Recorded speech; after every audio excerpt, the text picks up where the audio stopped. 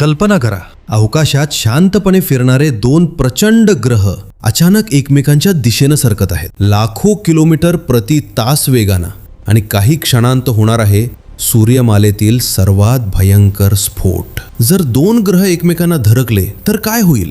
विज्ञान सांगतं की ही फक्त टक्कर नसते, तर ती अब्जावधी अणुबॉम्बपेक्षा जास्त ऊर्जा निर्माण करणारी घटना असते. उदाहरण द्यायचं तर पृथ्वीच्या सुरुवातीच्या काळात एक मंगळा एवढा ग्रह पृथ्वीला धडकला होता, आणि त्या टक्करमधूनच चंद्राची निर्मिती झाली असा सिद्धांत आहे. टक्कर होताना ग्रहांचे पृष्ठभाग तुकडे तुकडे होतील, द्रवरूप खडक हजारो किलोमीटर पर्यंत उरतील, तापमान लाखो डिग्री पर्यंत जाईल, संपूर्ण वातावरण जळून नष्ट होईल, महासागर क्षणार्धात वाफेत बदलतील, आणि काही तासात तो ग्रह जिवंत जगातून द्रवरूप अग्निगोलात बदलून जाईल. पण सर्वात धक्कादायक गोष्ट म्हणजे ही ऊर्जा अवकाशात पसरेल, आणि लाखो वर्ष त्या तुकड्यांपासून नवीन चंद्र किंवा कदाचित नवीन ग्रह तयार होऊ शकतो.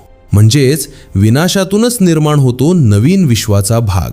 आणि म्हणूनच अवकाशात शांतता दिसली तरी प्रत्यक्षात तिथे चालू असते महाभयंकर गुरुत्वाकर्षणाची लढाई, जिथे एका क्षणात संपूर्ण जगाचा इतिहास बदलू शकतो.